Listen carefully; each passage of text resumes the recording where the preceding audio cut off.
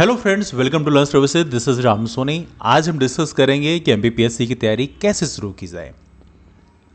इसमें बहुत सारी चीज़ों के बारे में डिस्कस किया जाएगा कि आपको क्या क्या चीज़ें पढ़नी चाहिए इसके लिए, और सबसे महत्वपूर्ण बात है पढ़ाई करने का तरीका कैसा होना चाहिए। तो कैसे पढ़ाई करें इनके बारे में डिस्कस करेंगे। और तीसरी चीज़ है कहाँ से पढ़ाई करना चाहिए, कौन कौन सी किताबों को पढ़ना चाहिए। तो इन चीज़ों के बारे में आज हम डिस्कस करेंगे। लेकिन सबसे महत्वपूर्ण बात हमारे मन में सवाल उठता है कि एमपीपीएससी की तैयारी करनी क्यों चाहिए, आखिर इससे हमें कौन सा इतना बड़ा फायदा है। तो आइए इन सभी चीज़ों के बारे में एक एक करके डिस्कस करते हैं। लेकिन जब सवाल उठता है एमपीपीएससी की तैयारी क्यों करना चाहिए, तो हमारे मन में सवाल उठना ही चाहिए कि एमपीपीएससी के द्वारा सिलेक्शन, यदि एमपीपीएससी में सिलेक्शन होता है तो कौन कौन सी पोस्ट मिलती है। देखिए, एमपीपीएससी के सिलेक्शन के बाद जो पोस्ट मिलती हैं वो आमतौर पर एक सामान्य नौकरी नहीं होती है। उसमें आपके पास बहुत सारे दायित्व आते हैं, बहुत सारे रिस्पॉन्सिबिलिटीज़ आती हैं, साथ में आपके पास बहुत सारी शक्तियाँ होती हैं। एक आम आदमी का बहुत ज़्यादा आप हेल्प कर सकते हो। जो ऐसा इंसान जो मजबूर आदमी है, जो कुछ नहीं कर सकता अपने लिए, उसके लिए आप काफ़ी मदद कर सकते हो। जैसे यहाँ की यदि हम पोस्ट की बात करें, ऐसी पोस्ट होती है, एक सबसे महत्वपूर्ण पोस्ट होती है एसडीएम, जिसे हम डिप्टी कलेक्टर बोलते हैं। वही सब डिवीज़न में जब आप जाते हैं तो आपको जो पोस्ट मिलती है वो है एसडीएम की। एक डिप्टी कलेक्टर या एसडीएम के पास क्या रुतबा होता है, क्या शक्तियां होते हैं, यदि आप किसी भी एसडीएम कार्यालय में विजिट करेंगे तो आपको महसूस हो जाएगा। काफ़ी सारी शक्तियां होती हैं। डीएसपी की जो पोस्ट होती है ये भी काफ़ी महत्वपूर्ण पोस्ट होती है। यदि वहीं पे आप सब डिवीज़न की बात करें तो वहाँ पे जो पोस्ट मिलती है वो मिलती है एसडीओपी की, sub divisional officer of the police. तो भी काफ़ी महत्वपूर्ण पोस्ट होती है। असिस्टेंट डायरेक्टर होते हैं कई सारे अलग विभागों में। या शिक्षा विभाग की यदि हम बात करें तो यहाँ पे जो असिस्टेंट डायरेक्टर होते हैं, वो जो पोस्ट इक्विवेलेंट पोस्ट होती है वो होती है बीओ की। आपने सुना होगा ब्लॉक एजुकेशन ऑफिसर। तो बीओ की जो पोस्ट होती है वो असिस्टेंट डायरेक्टर की पोस्ट होती है। इसके अलावा बहुत सारी पोस्ट और होती है, जैसे आपने सुना होगा असिस्टेंट रजिस्ट्रार की। जो रजिस्ट्रेशन डिपार्टमेंट होता है वहाँ पे जाओगे तो वहाँ पे असिस्टेंट रजिस्ट्रार की पोस्ट होती है। यदि कभी आपने कोई ज़मीन खरीदी होगी और उसका रजिस्ट्री में जब आप गए होंगे तो वहाँ पे जो साइनिंग अथॉरिटी होती है वो असिस्टेंट रजिस्ट्रार की होती है ना। तो ये सारे डिपार्टमेंट अलग अलग। जैसे इसके अलावा एक बहुत ही महत्वपूर्ण पोस्ट आपने सुना होगा नायब तहसीलदार की, है ना। तो नायब तहसीलदार भी इसी के थ्रू होते हैं। अपार्ट फ्रॉम दैट कुछ और पोस्ट होती है, जैसे आपने सुना होगा महिला बाल विकास अधिकारी, है ना। तो ये सारी पोस्ट जो मिलती हैं किसके द्वारा मिलती हैं, एमपीपीएससी के द्वारा। इसलिए बेशक ये एग्ज़ाम बहुत महत्वपूर्ण है। यदि आप चाहते हैं कि इन ऊंचे ओहदों में आप देश को सर्व करना चाहते हैं, राज्य को सर्व करना चाहते हैं, सर्विसेज देना चाहते हैं, तो उसके लिए आपके लिए काफ़ी महत्वपूर्ण पोस्ट होती है। न अभी सवाल उठता है कि आखिर इस एग्ज़ाम की तैयारी कैसे की जाए। तो देखिए, जब भी हम किसी एग्ज़ाम की तैयारी करना चाहते हैं तो हमारे लिए सबसे महत्वपूर्ण बात यह है दो तीन चीज़ें जानना। पहला, आपके पास पता होना चाहिए उस एग्ज़ाम का पैटर्न कैसा है, उस एग्ज़ाम में बेसिकली पूछा क्या जाता है, ये जानकारी आपके पास होना चाहिए। तभी जाकर आप उस एग्ज़ाम की तैयारी कर पाएंगे। दूसरा, आपके मन में सवाल होना चाहिए कि भाई इस एग्ज़ाम का पैटर्न तो हम जान गए कि इस एग्ज़ाम में किस किस तरह से एग्ज़ाम होता है। जैसे एमपीपीएससी की बात करें तो 3 चरणों में होता है, प्रीलिम्स होता है, फिर मेंस होता है, फिर इंटरव्यू होता है ना। तो ये चीज़ें आप समझ जाएंगे। अभी हम डिस्कस करेंगे इसके बारे में डिटेल में। दूसरा सवाल उठता है आपके मन में कि सिलेबस क्या है इसका। सिलेबस का मतलब क्या है? सिलेबस का मतलब यह है कि इस एग्ज़ाम में क्या पूछा जाता है। ऐसे यदि बात करें मध्य प्रदेश पीएससी में, ऐसे जीएस की बात करें तो इसमें हिस्ट्री है, पॉलिटी है, ज्योग्राफी मतलब इतिहास है, राजनीति है, भूगोल है, ये सारी चीज़ें पूछी जाती हैं। अर्थशास्त्र पूछा आता है, अर्थव्यवस्था, है ना। इसके साथ में आपको मध्य प्रदेश का भी डिटेल जानकारी होनी चाहिए। मध्य प्रदेश का हिस्ट्री है, मध्य प्रदेश का ज्योग्राफी है, मध्य प्रदेश का पॉलिटी है, मध्य प्रदेश का इकोनॉमी है, ये सारी जानकारी होनी चाहिए। कंप्यूटर की जानकारी भी आपके पास होनी चाहिए, और साथ में आपके पास मध्य प्रदेश की जो जनजातियाँ हैं उनके बारे में डिटेल में जानकारी होनी चाहिए। तो ये आमतौर पे आपके सिलेबस में होते हैं। अभी हम सिलेबस के बारे में डिटेल में डिस्कस करेंगे, कौन कौन सी किताबों को उसके लिए पढ़ना चाहिए, लेकिन ये एक जनरल ओवरव्यू है। इसके बाद दूसरा सबसे महत्वपूर्ण बात यह है एग्जाम के रिक्वायरमेंट के लिए, वो है आपके पास होना चाहिए प्रीवियस ईयर क्वेश्चन। पिछले वर्षों के जो क्वेश्चंस पूछे गए हैं उस एग्जाम में, उसको देखने से आपको एक जनरल आइडिया मिल जाती है कि इस तरह से क्वेश्चन आमतौर पर पूछे जाते हैं। जैसे एमपीपीएससी की बात करें तो एमपीपीएससी में प्रीलिम्स का एग्जाम होता है, तो प्रीलिम्स के एग्जाम का प्रीवियस ईयर क्वेश्चन आपके पास होना चाहिए, है ना। जो प्रारंभिक परीक्षा होती है उसके लिए आप जो पिछले साल के जो प्रश्न हैं वो किसी मार्केट में जाएंगे, किसी भी पब्लिकेशन का आप ले लीजिए, कोई उससे फर्क नहीं पड़ता, तो आप उसको ले आइए और उसको प्रॉपर तरीके से देखिए कि आप किस तरह से क्वेश्चन एग्जाम पूछे आते हैं। दूसरा महत्वपूर्ण होता है कि प्रीवियस ईयर क्वेश्चन मेंस का भी होना चाहिए आपके पास में, है ना। चूंकि प्रीलिम्स क्वालिफाई करने के बाद फिर आपको मेंस देना है, तो मेंस का भी प्रीवियस ईयर क्वेश्चन आपके पास होना चाहिए। और साथ में यदि कोई ऐसी बुकलेट मिल सके कि जहां पर इंटरव्यू में पूछे गए प्रश्नों का भी लिस्ट दिया हुआ है तो वो भी आप ले सकते हैं, है ना। तो ये सारी चीज़ें आपके पास होना चाहिए। पिछले सालों में जो क्वेश्चन पूछे गए हैं उनके बारे में आपको जानकारी होनी चाहिए। इसके लिए मार्केट से आप जाएंगे तो कोई भी पब्लिकेशन की किताब आप ले लीजिए, वहां से आपको ये सारी चीज़ें मिल जाएंगी। यहां पे आपको ये समझना जरूरी है प्रीवियस ईयर क्वेश्चन में कि प्रीवियस ईयर क्वेश्चन सबसे महत्वपूर्ण है। किसी भी एग्जाम को यदि आप क्वालिफाई करना चाहते हो, अधिकांश हम लोगों के साथ दिक्कत यही होती है कि हम लोग यहाँ वहाँ की चीज़ें पढ़ते रहते हैं और कई बार ये उस एरिया में स्ट्राइक नहीं कर पाते जहाँ से क्वेश्चन पूछे आते हैं। तो इसके लिए ज़रूरी है कि प्रीवियस ईयर क्वेश्चन को अपने सिरहाने में रखिए, हमेशा उसको देखते रहिए, डेली देखिए, जिससे आपको एग्जाम के बारे में प्रॉपर तरीके से पता चल जाए कि यहाँ पे इस तरह से आमतौर पर क्वेश्चन पूछे आते हैं। तीसरा यहाँ पे महत्वपूर्ण चीज़ है आपके सामने बुक लिस्ट। बुक लिस्ट का मतलब क्या है, कौन कौन सी किताबें आपको इसके लिए पढ़नी होंगी, तो इन सभी चीज़ों के बारे में आपको जानकारी होनी चाहिए। और एक और महत्वपूर्ण बात यह है जो मैं आपको कहना चाहूँगा कि जब भी आप एग्ज़ाम की तैयारी करते हो, क्योंकि एमपीपीएससी जैसे एग्ज़ाम ऐसे होते हैं जैसे प्रीलिम्स होता है, फिर मेंस होता है, फिर इंटरव्यू भी होता है, तो इंटरव्यू में आपके बोलने की जो शैली है वो भी चेक की जाती है। तो आपको ज़रूरी है कि आपके साथ में एक दो ऐसे मित्र होने चाहिए जो आपको इस तैयारी के दौरान आपका साथ निभा सकें, क्योंकि उनके साथ आप बोलेंगे तो आपकी जो शैली है वो बेहतर हो पाएगी दिनों दिन। क्योंकि यहाँ पे डिस्कशन होना भी ज़रूरी है, क्योंकि देखिए यहाँ पे अधिकांश लोग किताबें पढ़ते हैं, है ना, लेकिन एग्ज़ाम में पूछी जाती है एनालिसिस, और एनालिसिस जो है आपको खुद से करनी पड़ती है। या आपका जो साथ में दो तीन मित्रों का जो सब मतलब आई मीन सर्कल होता है, वहाँ पर उसकी एनालिसिस होती है ना। आप अपनी बातों को रखते हैं, वो भी अपनी बातों को रखते हैं। तो इसके लिए ज़रूरी है कि अपनी बातों को रखने के लिए आपको एक स्टेज लेना होगा। तो ज़रूरी है कि आपके एक दो मित्र ऐसे हैं जो आपके इस प्रिपरेशन के दौरान आपका साथ दे सकें, तो भी काफ़ी अच्छी बात होती है ना। लेकिन ज़रूरी है कि आपकी बोलने की शैली समय के साथ निखरनी चाहिए। आपके अंदर जो बोलने की कला है, किसी भी बात को आप रखते हैं, वो बहुत ही सिंप्लीफाई तरीके से रखी जानी चाहिए। जो आमतौर पे होता है कि आपके पास जानकारियाँ तो होती हैं, लेकिन जानकारियों को कैसे बेहतर तरीके से रखा जाए, कई बार इसमें समस्याएं कई लोगों को होती हैं। तो ज़रूरी है कि समय समय पर उसके बारे में प्रॉपर तरीके से आप प्रैक्टिस करते रहें, है ना। तो ये चीज़ें सारी चीज़ें ज़रूरी हैं जो आपको एग्जाम के लिए करना पड़ेगा। अब हम शुरुआत करते हैं पहले महत्वपूर्ण पॉइंट से, सिलेबस से। तो यदि एमपीपीएससी की बात करें, एमपीपीएससी का सिलेबस ये आपके सामने है। ये आपका सिलेबस है, 2024 का सिलेबस है। 2025 से 2026 में भी लगभग यही रहने वाला है, क्योंकि 2024 में अभी हाल ही में इसको चेंज किया गया है। तो पॉसिबिलिटी कि 2025 से 26 में यही सेम सिलेबस रहने की संभावना है ना। नाउ यहाँ पे लिखा हुआ है एमपीपीएससी का जो एग्जाम है वो 3 क्रमिक चरण में होगा। पहला चरण यहाँ पे क्या लिखा है, राज्य सेवा प्रारंभिक परीक्षा। ये वस्तुनिष्ठ प्रश्न होंगे, इसमें ऑब्जेक्टिव क्वेश्चंस आते हैं। यहाँ पे देखें 2 पेपर होते हैं, इसको हम पेपर 1 पेपर 2 बोलते हैं। यहाँ पे लिखा भी है प्रथम प्रश्न पत्र, ये सामान्य अध्ययन का होता है, जीएस का पेपर इसे बोलते हैं। 2 घंटे का होता है, 200 अंक का होता है, 100 क्वेश्चन पूछे जाते हैं। कोई निगेटिव मार्किंग नहीं होती इसमें। निगेटिव मार्किंग का मतलब है गलत आंसर टिक करने पे आपके नंबर कटते हैं, तो यहाँ पे ऐसा कोई निगेटिव मार्किंग अभी तक नहीं है।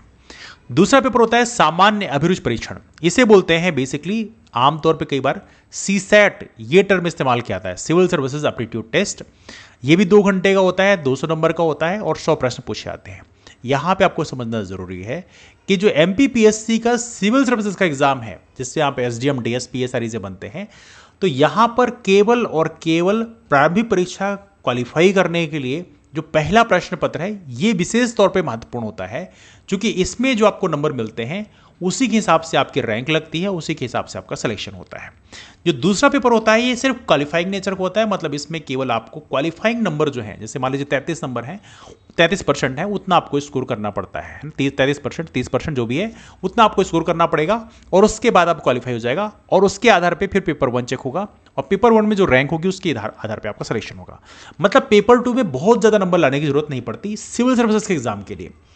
लेकिन एक और एग्जाम होता है एमपीपीएससी में, एमपीपीएससी फॉरेस्ट सर्विसेज। आप लोगों ने वन सेवा का नाम सुना होगा। फॉरेस्ट सर्विसेज के एग्जाम में जो रेंजर की पोस्ट मिलती है, असिस्टेंट कंजर्वेटर फॉरेस्ट की पोस्ट मिलती है, उसके लिए जरूरी है कि आपको सेकेंड पेपर में भी अच्छे नंबर स्कोर करना होगा। क्यों? बिकॉज इसमें पहला पेपर और दूसरे पेपर को जोड़ के जो अंक बनते हैं उसके आधार पर आपकी रैंक होती है और उसके आधार पर सिलेक्शन होता है, इसलिए दोनों में ही अच्छे नंबर लाना जरूरी होता है। ठीक है, तो ये तो हो गया हमारा प्रीलिम्स एग्जाम के बारे में बात किया। अब बात करते हैं हमारे प्रीलिम्स क्वालिफाई करने के बाद में मेंस एग्जाम कैसे होता है। तो मेंस एग्जाम के पैटर्न के बारे में डिस्कस करेंगे। तो यहां पे मैं इसको स्किप कर देता हूं। देखिए अभी हम लोग एग्जाम पैटर्न डिस्कस कर रहे हैं, है ना। एग्जाम पैटर्न में जैसे हमने डिस्कस किया कि प्रीलिम्स एग्जाम में 2 पेपर होते हैं, पेपर 1 पेपर 2। जीएस और सीसैट का पेपर होता है। जीएस में सब कुछ पूछा आता है, history, polity, geography, Madhya Pradesh का हिस्ट्री, मध्य प्रदेश की पॉलिटी, मध्य प्रदेश की ज्योग्राफी, है ना, economy, current affairs, computer question होते हैं, इसे इंफॉर्मेशन कम्युनिकेशन टेक्नोलॉजी बोलते हैं। इसके अलावा मध्य प्रदेश की जनजातियों में विशेष फोकस होता है ना। तो ये आपकी प्रीलिम्स का सिलेबस हो गया।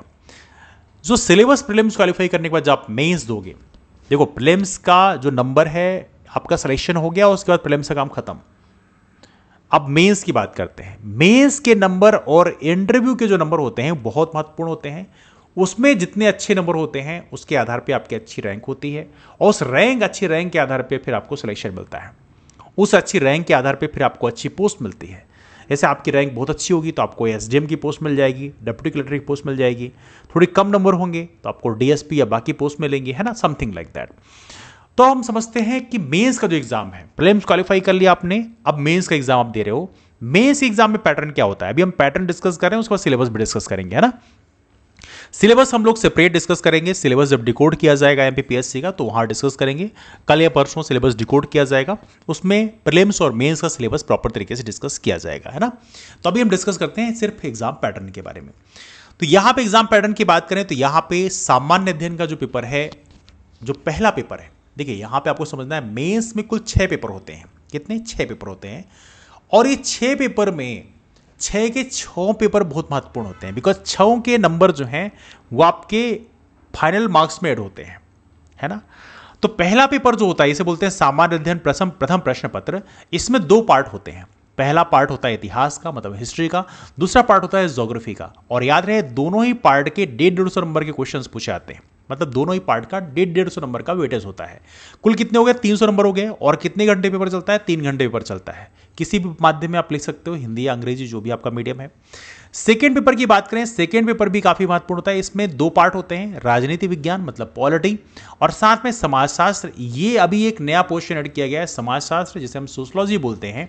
दोनों का ही 150 नंबर का वेटेज होता है। 150 नंबर का राजनीति विज्ञान, 150 नंबर का समाजशास्त्र, कुल 300 नंबर का हो गया। ये भी 3 घंटे चलता है। इसके अलावा तीसरा पेपर होता है आपका अर्थशास्त्र का, मतलब इकोनॉमी का। और उसी में जो सेकेंड पार्ट होता है उसमें विज्ञान, तकनीक एवं जन स्वास्थ्य होता है, मतलब एक प्रकार साइंस एंड टेक्नोलॉजी की बात करें तो इकोनॉमी की बात करो, इकोनॉमी भी 150 नंबर का है। और साथ में जो आपका साइंस एंड टेक्नोलॉजी और हेल्थ वाला जो एरिया है वो भी 150 नंबर का है। दोनों पेपर आपके 300 नंबर, ये दोनों पार्ट आपके मिला के 300 नंबर का हो गया, 3 घंटे का पेपर। चौथा पेपर जो है ये पहले 200 नंबर का होता था, लेकिन अभी इसको 300 नंबर कर दिया गया है। इसमें 2 पार्ट होते हैं। पहला पार्ट होता है दर्शन शास्त्र, है ना, फिलॉसफी, मनोविज्ञान, साइकोलॉजी, लोक प्रशासन, पब्लिक एडमिनिस्ट्रेशन, और केस स्टडीज होती हैं। कुछ केस दिए आते हैं, यदि आपको ऐसी सिचुएशन मिलेगी तो आप क्या करोगे, ऐसी सिचुएशन होगी तो क्या करोगे। ये सबका होता है 150 नंबर का पहला पार्ट। और दूसरे पार्ट में होता है उद्यमिता, प्रबंधन, मैनेजमेंट, व्यक्तित्व विकास एवं केस स्टडी। तो ये सब मिला के होता है 150 नंबर का, दोनों मिला के 300 नंबर का। ये चलता है 3 घंटे। और अब हो गया है 5वां पेपर। 5वां पेपर होता है आपका सामान्य हिंदी और व्याकरण का। देखिए सामान्य हिंदी और व्याकरण का पेपर 200 नंबर का होता है ना। यहां पे विशेष तौर पे समझना है 200 नंबर का होता है और सिर्फ 2 घंटे चलता है। सामान्य हिंदी और व्याकरण का जो पेपर होता है ये भी काफी महत्वपूर्ण होता है, स्कोरिंग होता है ना। और फिर हो गया 6ठा पेपर, जिसमें हिंदी निबंध एवं प्रारूप लेखन, ये आपको लिखना होता है। ये भी आपका 100 नंबर का होता है। सबको मिला के 1500 नंबर का हो गया। यहां पे आपको समझना है कि 1500 नंबर के बाद में यहाँ पे साक्षात्कार जो इंटरव्यू होता है वो आपका 185 नंबर का होता है। पहले 175 का होता था, अब बढ़ा के 185 कर दिया है। 185 नंबर का इंटरव्यू है। कुल मिला के 1685 नंबर के आधार पे आपका सिलेक्शन होगा। जितने नंबर आपके आएंगे उस हिसाब से आपकी रैंक डिसाइड होगी, और जितनी अच्छी रैंक होगी उसके हिसाब से आपको अच्छी पोस्ट मिलेगी। तो ये रहा आपके मेंस और इंटरव्यू के बारे में जानकारी। नौ सवाल उठता है हमें कौन कौन सी किताबों को पढ़ना चाहिए। इन चीज़ों के बारे में थोड़ा डिटेल में डिस्कस कर लेते हैं। देखिए यहाँ पे मैं आपको थोड़ा सा इसके बारे में डिस्कस कर लेता हूँ। तो पहले हम लोग थोड़ा सिलेबस देख लेते हैं। पहले शुरुआत करते हैं प्रीलिम्स से। प्रीलिम्स की बात करें, भारत के इतिहास की बात करें, भारत के इतिहास के लिए आप पढ़ने के लिए वैसे लूसेंट की किताब भी पढ़ सकते हैं, लूसेंट में भी काफ़ी सारी इन्फॉर्मेशन रहती है, लेकिन लूसेंट से आजकल केवल काम नहीं चलता। तो उसके लिए आपको एक दो किताब और पढ़नी पड़ेगी। एक तो मैं आपको लूसेंट लिख देता हूँ इसमें, लेकिन साथ में आपको मॉडर्न हिस्ट्री के लिए, आधुनिक भारत के लिए आपको स्पेक्ट्रम की एक बुक आती है, दोनों माध्यम में आती है, स्पेक्ट्रम की हिंदी और अंग्रेजी दोनों माध्यम में आती है। आप स्पेक्ट्रम की किताब को पढ़ सकते हैं, ये आपको प्रीलिम्स में भी हेल्प करेगी, मेंस में भी हेल्प करेगी। और साथ में जो तीसरी बुक मैं सजेस्ट करूंगा वो है एनसीईआरटी। एनसीईआरटी जरूर पढ़ें। एनसीईआरटी पढ़ने से, चूंकि आप लोगों ने ऑलरेडी एनसीईआरटी पढ़ रखी होगी अपने एकेडमिक्स के टाइम में, जब आपने 9वीं 10वीं 11वीं 12वीं पढ़ी होगी, तो उसमें वो बहुत हेल्प करती है। एनसीईआरटी की लैंग्वेज भी बड़ी सिंपल होती है, तो उसको आप जरूर पढ़ें। तो इतिहास के लिए पोर्शन आप रेफर कर सकते हैं, इससे आपको काफ़ी सारा बेनिफिट मिलेगा। कुछ चीज़ें ऐसी हैं जो अभी आमतौर पे किताबों में थोड़ी कम मिलती हैं, ऐसे अभी नया पोर्शन ऐड किया गया है इसमें, जैसे अरण्यक है, ब्राह्मण ग्रंथ है, सरदर्शन है। हालांकि इसके बारे में इस लूसेंट में काफ़ी कुछ दिया हुआ है, वहाँ से आप रेफर कर सकते हैं, लेकिन कुछ चीज़ें आपको इंटरनेट के माध्यम से भी आपको करना पड़ेगा, है ना। इसके अलावा दूसरा पार्ट हो गया मध्य प्रदेश का इतिहास। देखिए यहाँ पे सिलेबस डिकोड जब हम करेंगे तो वहाँ पे डिटेल में डिस्कस करेंगे किस तरह से क्वेश्चन एग्जाम पूछे आते हैं, लेकिन अभी सिर्फ आपको बुक लिस्ट शेयर कर रहे हैं, ठीक है। मध्य प्रदेश के इतिहास की बात करें, यदि आपको वैसे समझना है किस तरह से क्वेश्चन पूछे आते हैं, तो आप प्रीवियस क्वेश्चन को रेफर करिए, आप प्रॉपर तरीके से खरीद लीजिए और उसी से पढ़ाई करिए, उसको प्रॉपर तरीके से देखिए, आपको एक जनरल आइडिया मिल जाएगी किस तरह से क्वेश्चन पूछे आते हैं। मध्य प्रदेश का इतिहास, संस्कृति एवं साहित्य की बात करें, ये पोर्शन जो है पूरा मध्य प्रदेश का इतिहास है इसमें, और स्पेशली जनजातियों में इसमें विशेष तौर पे यहाँ पे फोकस किया गया है। बाकी सारे पोर्शन आप पूछे आते हैं। इसके लिए आप मध्य प्रदेश पीएससी की तैयारी करने के लिए बड़ी फेमस किताब आती है घटना चक्र की, उसमें बिल्कुल नोट्स के फॉर्म में दिया हुआ है, तो आप ऐसी किताबों को रेफर कर सकते हैं। घटना चक्र से आपका मध्य प्रदेश हिस्ट्री भी हो जाएगा और मध्य प्रदेश की ज्योग्राफी भी हो जाएगा, मध्य प्रदेश का इकोनॉमी पॉलिटी सब हो जाएगा। तो मध्य प्रदेश के लिए आप घटना चक्र जैसी किताबों को रेफर कर सकते हैं। तीसरी ये है यहाँ पे भारत का भूगोल। भारत का भूगोल है इंडियन ज्योग्राफी। इंडियन ज्योग्राफी के पोर्शन को कवर करने के लिए, इंडियन ज्योग्राफी के पोर्शन कवर करने के लिए आप एनसीईआरटीज पढ़ सकते हैं। एनसीईआरटी काफ़ी अच्छी है, एनसीईआरटीज आप रेफर कर सकते हैं। आप वैसे लूसेंट से ही पढ़ाई कर सकते हैं, लेकिन इंडियन ज्योग्राफी के लिए वर्णवाल की किताब आती है। किसकी? वर्णवाल सर की बुक आती है। वर्णवाल सर की बुक आप पढ़ सकते हैं, काफ़ी कंप्रेस्ड फॉर्म में है, सिंपल फॉर्म में है, तो वर्णवाल सर की बुक आप रेफर कर सकते हैं, इससे आपका काम हो जाएगा। वर्णवाल की बुक आप ले लीजिएगा इंडियन ज्योग्राफी के लिए, बाकी एनसीईआरटीज आपको लेनी ही है, और साथ में लूसेंट तो आपने ऑलरेडी खरीद लिया, लूसेंट में सारी सब्जेक्ट होती हैं, तो वहाँ पे आपका इंडियन ज्योग्राफी भी आ जाएगा। मध्य प्रदेश के भूगोल की बात करें तो मध्य प्रदेश का भूगोल जो है, जिसमें वनोपज, जलवायु, ये सारी चीज़ें हैं, तो वन इसके लिए प्रॉपर तरीके से आपको बता दिया, घटना चक्र से पढ़ना आपको है ना, घटना चक्र की एक किताब ले लीजिए। पांचवी है भारत के मध्य प्रदेश की संवैधानिक व्यवस्था। देखिए भारत की संवैधानिक व्यवस्था के लिए आप लूसेंट में काफ़ी कुछ दिया हुआ है ना। लूसेंट जो आप खरीदेंगे तो उससे आपका काम हो ही जाएगा, लेकिन इसके साथ ही मैं आपको सजेस्ट करूंगा कि यहां पे आप एक किताब आती है लक्ष्मीकांत की। लक्ष्मीकांत की पॉलिटी की बुक आती है, संवैधानिक व्यवस्था की बुक आती है, इसको आप जरूर प्रॉपर तरीके से खरीदें। लक्ष्मीकांत की बुक काफ़ी इंपॉर्टेंट है, आपको ये मेंस में भी हेल्प करेगी, तो लक्ष्मीकांत की बुक आप जरूर खरीद लें। और मध्य प्रदेश की संवैधानिक व्यवस्था की बात करें तो जो कुछ मेजर टॉपिक है, जैसे त्रिस्तरीय पंचायती राज व्यवस्था है, पंचायती राज सिस्टम है, इससे जुड़े हुए जो आर्टिकल्स हैं, ये आपको लक्ष्मीकांत में बाई डिफॉल्ट मिल जाएंगे। हाँ, कुछ बेसिक इंफॉर्मेशन होती है, जैसे मध्य प्रदेश में कितने नगर निगम है, नगर पालिका है, या बाकी जो मध्य प्रदेश पॉलिटिक्स जरूरी है, वो जो फैक्ट है वो आपको घटना चक्र की किताब मिलेंगे। जो घटना चक्र आपने पहले मध्य प्रदेश से खरीद रखी है उसी से आप पढ़िएगा, वो सारा का सारा आपका हेल्प कर देगा। फिर यहाँ पे छठी यूनिट है भारत या मध्य प्रदेश की अर्थव्यवस्था। तो भारत की अर्थव्यवस्था के लिए आप जो किताब खरीद सकते हैं वो है एनसीईआरटी। एनसीईआरटी से आप पढ़ सकते हो, जो इकोनॉमी की एनसीईआरटी होती है उससे आप पढ़ सकते हैं। इसमें आपको पढ़ना है मैक्रो इकोनॉमिक्स, उसी में आपको विशेष तौर पे ध्यान देना है। और दूसरी एक किताब और है, इसमें वैसे आप कुछ टॉपिक पढ़ने के लिए रमेश सिंह की जो इंडियन इकोनॉमी की बुक आती है उसको भी आप रेफर कर सकते हैं। रमेश सिंह भी काफ़ी महत्वपूर्ण किताब है, आपको वैसे ये किताब आपके पास होनी ही चाहिए, बिकॉज इसमें बहुत सारी चीज़ें प्रॉपर तरीके से समझाई गई हैं। लेकिन यहाँ पे कुछ चीज़ों को आपको इंटरनेट के माध्यम से भी फाइंड आउट करना पड़ेगा। वैसे भी अर्थव्यवस्था की बात करते हैं तो बहुत सारी चीज़ें करंट अफेयर जुड़ी होती हैं, तो करंट अफेयर का जो पोर्शन है, वो इकोनॉमी का जो पोर्शन है करंट अफेयर में, उसको आपको वहाँ से भी एसोसिएट करना पड़ेगा। सॉरी। लेकिन इस सब के साथ में जो बजट है, बजट और इकोनॉमिक सर्वे, इन दोनों चीज़ों को विशेष तौर पे आपको देखना पड़ेगा, बिकॉज यहाँ से क्वेश्चन कई दफ़ा बहुत सारे पूछे आते हैं। तो बजट और आर्थिक सर्वेक्षण में विशेष ध्यान देना है। केंद्र का बजट भी पढ़ना है आपको, मध्य प्रदेश का बजट और इकोनॉमिक सर्वे पढ़ना है, दोनों को ही विशेष तौर पे आपको देखना है। ठीक है, तो ये रहा हमारे छठे यूनिट के लिए। 7वीं यूनिट के लिए देखते हैं विज्ञान, पर्यावरण एवं स्वास्थ्य। इसके लिए मैग्रा-हिल पब्लिकेशन की बुक आप पढ़ सकते हैं। वैसे लूसेंट में काफ़ी सारी चीज़ें मिल जाती हैं, लेकिन जो टेक्नोलॉजी वाला पोर्शन है उसके लिए मैग्रा-हिल पब्लिकेशन ले सकते हैं, वो भी काफ़ी आपके लिए हेल्पफुल रहता है टेक्नोलॉजी पोर्शन के लिए। बाकी इसमें भी बहुत सारी चीज़ें आपको प्रॉपर तरीके से, कुछ चीज़ें ऑनलाइन माध्यम से आपको देखनी पड़ेगी। इसके अलावा 8वीं यूनिट है आपकी अंतर्राष्ट्रीय, राष्ट्रीय, मध्य देश की समसामयिक घटना। इसके लिए आपको करंट अफेयर लेना पड़ेगा। करंट अफेयर हालांकि सजेस्ट किया आता है कि आपको एटलीस्ट एक न्यूज़पेपर आपको डेली पढ़ना चाहिए, वहाँ से आपको कंपाइल होता है। वैसे मार्केट में बहुत सारी किताबें आती हैं, जैसे एसपीडी की बुक आती है, उसके लिए आप नेशनल करंट अफेयर आप पढ़ सकते हो वहाँ से। राष्ट्रीय, अंतर्राष्ट्रीय वहाँ से मिल जाता है आपको। प्रत्योत्तर दर्पण की किताबों को भी आप पढ़ सकते हैं। मध्य प्रदेश की समसामयिक घटनाओं के लिए कई सारी करंट अफेयर बुक आती है मध्य प्रदेश के लिए, वहाँ से आप पढ़ सकते हैं। आई मीन यहाँ पे तो हालांकि एग्जामपीडिया की करंट अफेयर भी काफ़ी अच्छी किताब है, वहाँ से भी आप प्रेफर कर सकते हैं, है ना। नाउ सूचना एवं संचार प्रौद्योगिकी का जो पोर्शन है, ये ज़रूर थोड़ा सा किसी भी किताब में बहुत अच्छा नहीं मिलता, लेकिन फिर भी बहुत सारी किताबें हैं मार्केट में, कई सारी किताबें उपलब्ध हैं, वहाँ से आप प्रेफर कर सकते हैं। आई मीन इसके लिए भी आपको बहुत सारी चीज़ें आपको इंटरनेट के माध्यम से आपको सर्फिंग करनी पड़ेगी, हालांकि हम लोग भी इसके लिए प्रॉपर तरीके से कंटेंट प्रोवाइड कराते हैं। 10th यूनिट की बात करें तो मध्य प्रदेश की जनजाति हो, देखियो किसी कोचिंग का भी आप नोट्स रेफर कर सकते हो। अब कोचिंग का नाम तो मैं लूँगा नहीं आज पे, लेकिन आप किसी भी कोचिंग के नोट्स को भी आप रेफर कर सकते हैं, इसमें कोई बुराई नहीं है। और आप, लेकिन फिर भी आपको सजेस्ट यही करूँगा कि जो स्टैंडर्ड बुक्स हैं उसको ज़रूर पढ़ना चाहिए। जो कोचिंग के नोट्स में कई बार क्या होता है कि किसी न किसी किताब से वो लिया गया होता है, ऐसा तो नहीं होता। जो कोचिंग के नोट्स होते हैं वो सॉरी कोई भी कोचिंग का जो डायरेक्टर होता है वो खुद अपने हाथों से लिखता है। मोस्टली जो है कई बार ऐसा होता है जो कंटेंट राइटर होते हैं उनके द्वारा लिखाए जाते हैं, तो कई बार उसमें उतनी अच्छी क्वालिटी नहीं मिलती।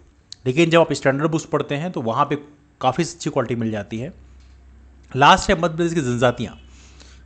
मध्य प्रदेश की जनजातियाँ, इसके लिए किताब आई एग्ज़ाम तक की, उसको आप प्रेफर कर सकते हैं, दैट्स गुड वन। तो जनजातियों का पोर्शन आप वहाँ से कंप्लीट कर सकते हैं। और तो ये रहा हमारा डिस्कशन प्रीलिम्स के सब्जेक्ट के लिए। मेंस के बारे में हम डिटेल डिस्कशन करेंगे, लेकिन एज ऑफ नाउ इतना ही डिस्कस करते हैं, चूँकि वीडियो काफ़ी लंबा हो रहा है। यदि आपके पास फर्दर कोई डाउट्स हैं, कोई भी कन्फ्यूज़न है, तो आप नीचे कमेंट करके पूछ सकते हैं। और हमारा टेलीग्राम ग्रुप है रामसोनी MBPSC, उसको भी आप रेफर कर सकते हैं, वहाँ पे कई सारे अपडेट्स समय समय पे शेयर किए आते हैं। तो चलिए मुलाकात करते हैं फिर, तब तक के लिए bye bye and take care.